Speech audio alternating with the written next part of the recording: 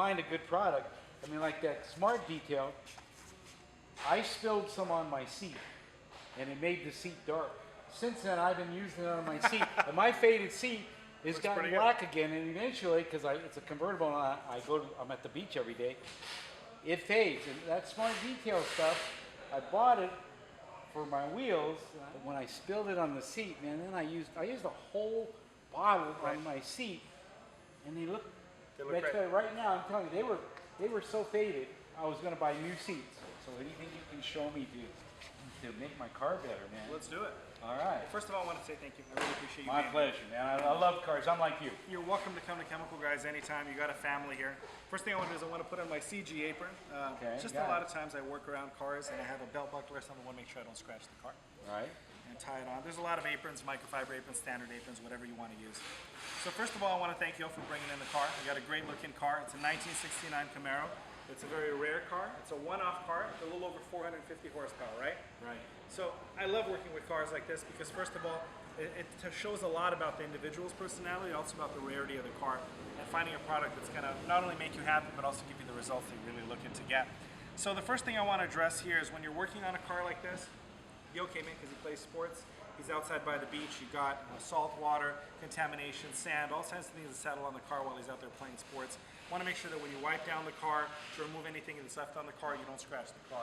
We're going to do that with a microfiber towel. With a microfiber towel, you got two sides. You got a super fuzzy side and a polishing side. Now with these towels specifically, I wanted to select to have a microfiber edging. A lot of times silk edgings work great, but on cars like this that have a single stage paint, you want to be really careful you don't scratch the paint. Sometimes if you wash the towel over and over again, the edges can scratch. Now both our microfiber and our silk don't scratch. I prefer this microfiber, especially for this type of paint. Now when you get started, the first thing I always like to do is rip off the tag. These tags are usually a polyester tag. You don't want to scratch the car with them, and throw that guy away. Now the very first step, looking at the car, it looks great. I want to get a quick detail spray. Now we know you got a lot of selections when you're working with quick detail sprays. You can use something like a Pro Detailer. In this case, I'm going to use our Hybrid V7, which is one of our newer products. Now the thing about Hybrid V7, it's a spray sealant. It's got a wax additive to it, gives a nice gloss, and also remove a lot of the light contamination. First thing you want to do is spray on your sprayer, make sure it's working. Sometimes the sprayers get clogged. And if it's a hot surface, you generally want to try to spray the towel, not directly on the surface. If you got a lot of sand and built up stuff, we require you to say rinse off the car, but do a light spray on the surface, give it a few seconds, and then gently wipe the dirt in one direction. That will never scratch the car. Now, even though the vehicle looked clean, you can see from the towel, it did have some dirt on it. That's really important because you don't want to scratch it. It looks clean. I'm going to flip over to a clean side of my towel, and I'm going to polish that off to a beautiful surface. Now, even if you're just using it as a touch-up spray in between, you're going to be using it after being outside or whatever, you'll get a really nice shine and not risk scratching the paint. But looking at the paint, you have a little bit of contamination. If you get close, you can hear it. You hear that from my hand rubbing against it? Yeah. There's a little bit of contamination that accumulates on the paint. Now that's everything from rail dust, overspray, airplane fallout. Being close to the airport, you get a lot of stuff that settles on the paint. You want to make sure you pick something to remove that off. A lot of customers come in and they're telling us, well, you know, my car's got light scratches and swirls and stuff on it. How did I get those? And usually that's caused by human error. When you wash the car, use a wash mitt, you're dipping in the water, you're constantly scratching your paint. Use a towel that you don't fold into four, you just bunch it up and go to town. A lot of times you will damage it. You want to be careful not to do that. Use that as my sweat towel from now on. Now, on a paint like this, you got three choices in clay bars. Thank you, Dave, appreciate that. You have a heavy-duty clay bar, a medium clay bar, and a light clay bar. Now, if you don't know what you're working with, a lot of times I always recommend people start off with the lightest clay bar. You never really want to go to heavy duty unless you're working with a surface that's severely damaged. And I would basically prefer to hold off on this one. What makes it heavy duty is it has a different type of cleaning abrasive inside. And sometimes if the paint's really bad, as you rub it against the surface, you will mar the surface. So it will require you to polish the finish. So in this case, given the condition of the car, I'm going to go ahead and go with my blue bar. And you can rip your bar into a third. What Turtle's got here is you used to get about a third of a clay bar. What you don't want to do with this clay bar when you first get it is you want to mold it in your hand to make it more pliable and soft. Now as it becomes more pliable, you also want to make sure that it's clean. Never want to drop these on the floor. I'll let you hold on to that and try to mold it real quick. Pretty easy, right? Yeah. It seems pretty fast and easy. Now the reason you want to mold it like that is because what you'll do is you'll mold it to about the size of a pancake. And a lot of people, depending on the detailer, they like to roll it into a ball. Then you want to just make it flat. Now what this clay bar will do is it'll glide across the surface and pull away that contamination. Now if you put it on the surface, it'll stick because it is sticky. So I always recommend people use a lubricant. We recommend the chemical guys Clay Lube. And the beauty of this lube is it has a lot of lubricating agents, so it doesn't create friction that could scratch the paint.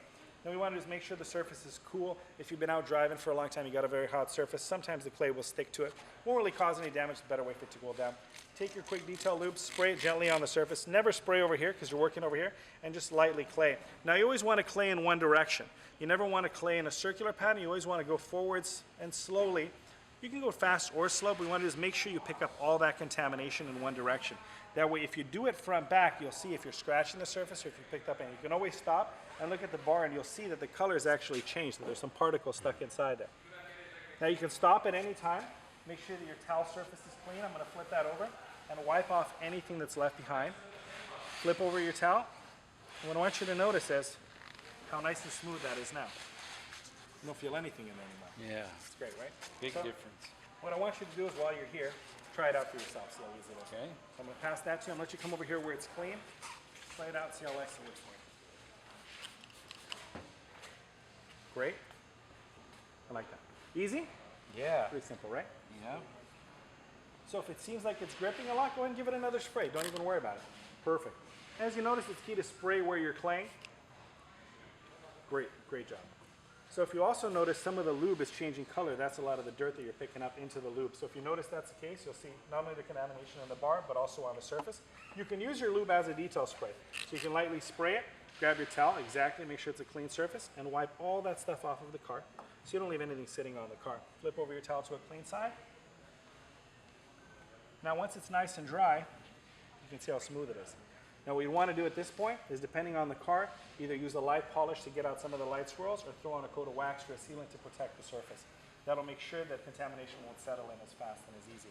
Now with the clay bar, one thing to also keep in mind is as the clay gets dirty, you want to fold the clay in half, covering the dirty part, and remold it back out until the bar is dirty or brown or black. You want to throw it out. Now the thing is, you want to start off just like with your body with the hood first, do the top portion of the doors, and then work your way down to the bottom portion of the doors and maybe use it on your windows and your rims. That'll give you a nice smooth surface, perfect for your next wax or seal. Cool. Cool? Yeah. Thank you. Excellent. I Thank appreciate you. it. Thank you.